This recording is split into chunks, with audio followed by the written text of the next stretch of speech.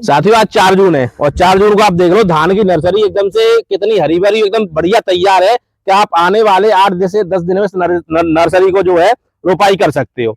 तो ये नर्सरी इतनी भीषण गर्मी में जून के महीने में किस तरह से किसान भाई ने तैयार की है। ऊपर से आप इस मौसम को देखोगे तो मौसम में अनिश्चितता का मौसम होने के बावजूद भी कितनी बढ़िया नर्सरी और किस तरीके से एकदम तैयार है, इन सब चीजों के बारे में बातचीत करेंगे। तो जो नर्सरी है जिन किसान भाई की, उनसे मैं आपको मिलवाऊंगा और उनसे जानकारी करूंगा कि उन्होंने इस नर्सरी की किस तरह से तैयारी की है और किस तरह से इस नर्सरी को तैयार किया है।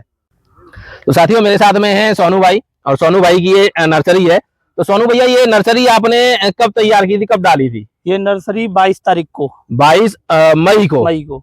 तो उस समय तो काफी गर्मी थी, ऐसी गर्मी में नर्सरी किस तरह से आपने तैयारी की, किस तरह से डाली की इतनी अच्छी नर्सरी आप तैयार कर पाए अभी तक? ये हर साल ही हमारे यहाँ 20, 18, 22 तारीख को हर साल ही वही जाती है पौधे। हर साल हर साल का ही नेम है। अच्छा हाँ। तो अभी ये कितने दिन में तैयार हो जाएगी रोपाई के लिए? रोपाई के लिए 8 से 10 दिन। 8 से 10 दिन। 10 दिन ये आपकी इतनी ये पौध तैयार हो गई 8 से 10 दिन में। इसके बाद उधर छोटी छोटी कैसे रह गई ये पौध? और उधर शायद अभी बोई है, तो ये क्या चक्कर है? ऐसा है 100 बीघा धान है। अच्छा 100 बीघा धान एक संग तो रखा नहीं जा रहा। हाँ तो बारी बारी से ही रखा जाएगा। अच्छा तो इसीलिए 30 बीघे की ये है। हाँ 30 बीघे की फिर वो है। अच्छा 30 बीघे की पल्लंग है। अच्छा हाँ तो ये पहले 30 बीघे की आपने तैयार कर दी।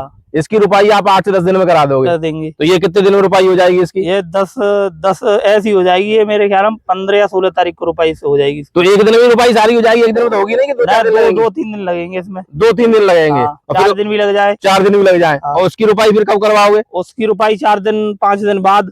और फिर उसकी उतने दिन बाद जैसे तैयार होगी वो ऐसी वो तैयार हो जाएगी। तो ये कौन कौन सी धान की नर्सरी तैयार की है आपने? ये रूसी मच्छर। अच्छा हाँ। और उधर 1847। उधर फिर कितने कौन सी है? 1692। हाँ। तो ऐसा नहीं था एक ही धान की तैयार करवा दो सबके, भाई अलग अलग जरूरी है? नहीं अलग अलग जरूरी है। अलग अलग हाँ। अलग अलग उत्पादन मिलेगा, अलग अलग फसल आएगी तो अलग अलग उससे एक बेहतर रहेगा। हाँ, अच्छा जैसे रूसी मुच्छर है तो इसकी टाइमिंग भी कुछ अगेती रहती है कि कभी भी बुआई कर सकते हो पौधे की? नहीं अगेती रहती है इसकी बुआई। इसकी अगेती रहती है। तो ये आपने अगेती करवा दी 30 बीघे के लिए। फिर उसका टाइम आ जाता है 1847 टाइम आ जाएगा। तो 1847 की 30 बीघे करा दी। फिर आपका वो 1692 वो सबसे फास्ट आता है। हाँ तो इसलिए वो लेट है।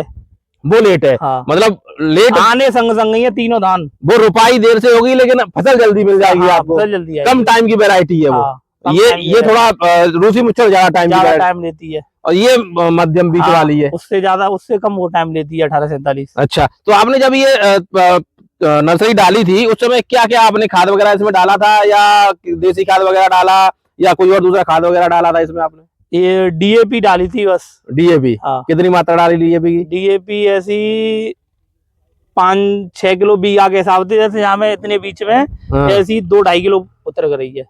2-2.5 किलो की आपने आसपास ये इसमें डाली है। इसके अलावा और कोई खाद नहीं डाली? कोई खाद नहीं डाला। खरपतवार के लिए आपने क्या किया? खरपतवार के लिए घास वाली दवा लगाई है इसमें जो कंपनी की। अच्छा हाँ कैंपा, धानुका कंपनी कैंपा। साथियों अगर आप भी चाहते हो तो आप अन्य भी टेक्निकल आते हैं, आपकी समझ से या आपके आसपास में जो बेहतर टेक्निकल काम कर रहा हो उसकी जानकारी आप अपने आसपास किसानों से या आसपास आपके जो भी दवाई वाले हैं उनसे जानकारी करके आप अपनी निर्णय के अनुसार खरपतवार की दवाई, अगर खरपतवार की समस्या है आपकी नर्सरी में तो वो आप डाल सकते हैं। यहाँ पे हम आपको कोई सुझाएंगे नहीं, क्योंकि सुझाने थोड़ी समस्याएं रहती हैं।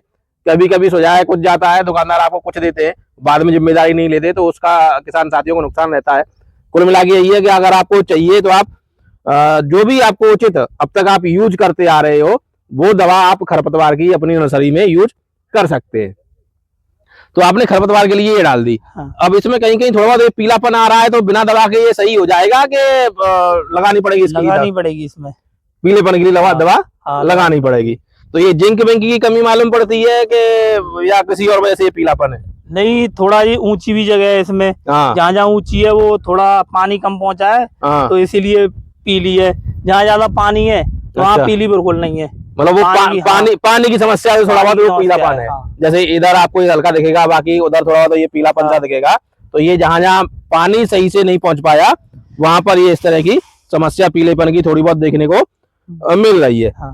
तो अभी ये कितने दिन की हो गई है नर्सरी आपकी? ये ऐसी हो गई मेरे ख्याल में 12-13 दिन की। तो बुवाई के टाइम पे आपने डीएपी डाला। हाँ। इन 12-13 दिनों के बीच में भी कोई खाद डाला है कि अभी नहीं डाला? नहीं, अभी कोई नहीं डाला। तो जरूरत पड़ती नहीं खाद डालने की? नहीं, अब पड़ेगी जरूरत, अब लगेगा खाद।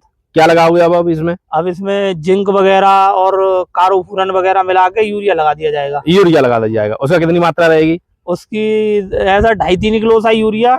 हाँ। इस 30 किलो पौध में 2.5-3 ये आपका हाँ। जो 30 बीघे का पौधा है, हाँ। इसमें ये 2.5 या 3 किलो यूरिया डाल दिया जाएगा। हाँ। तो ये कितने दिन बाद दोगे फिर इसमें? अभी ये अब कल लगेगा इसमें, कल लगा दोगे। मतलब 12 से 13 दिन बाद ये दूसरी खाद भी किसान साथियों को लगानी चाहिए, जिससे ये पीलेपन की समस्या या दूसरी समस्याएं हैं वो सारी चीजें खत्म हो जाएंगी। तो साथियों, ये तरीका था भैया का, सोनू भैया का, इन्होंने किस तरह से पौध तैयार किया। सबसे अच्छी बात ये है कि भाई किसान को ये तरीका जरूर अपनाना चाहिए। अगर वो 100 बीघे या 50 बीघे या 150 बीघे की धान की खेती कर रहा है, उस समय पर ये तरीका जरूर अपनाए कि भाई जैसे ये उन्होंने शुरुआत में पौध डाल दी, उसके बाद में कुछ दिनों बाद 3 से 4 दिन के गैप के बाद उसको अगले कुछ हिस्से के लिए पौध डालनी चाहिए। जैसे ये वाली डाल रखी है, ये क्या है कि भाई 30 बीघे के लिए फिर से इसको तैयार कर देंगे, और उसके बाद में इसके पीछे आप देखोगे तो फिर से इसके पीछे इन्होंने पौध डाली हुई है, जो फिर से 4-5 दिन के गैप के बाद आ जाएगी। तो एक तो लेबर की समस्या नहीं रहती है इससे किसान को, कि भाई लेबर भी प्रॉपर मिलती रहती है, लगातार मिलती रहती है, और साथ ही साथ अगर मौसम में कुछ उतार चढ़ाव होता है तो उसको भी किसान जो है मैनेज कर पाता है, और आसानी से उसको फसल की रोपाई में कोई समस्या नहीं आती है। तो इस तरह से आप समय की, पैसे की, सबकी बचत कर सकते हो।